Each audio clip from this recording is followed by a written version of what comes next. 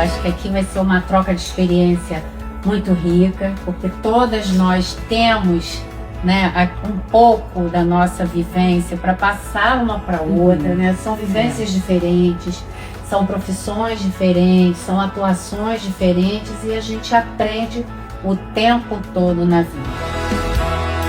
Eu fiquei muito feliz de eu reunir mulheres, porque se eu perguntar para cada uma de vocês se foi difícil estar aqui, eu tenho certeza que cada um vai ter uma história, porque não é fácil. E que a gente possa sair daqui transformadas, que a gente possa focar em prática, né? A gente possa entender o propósito de Deus, né? De unir, né, nós aqui no dia de hoje. Eu acho que nada melhor que outras mulheres para fazer essa troca, né, de experiência. Com a sua atuação, mas todas voltadas para a causa feminina.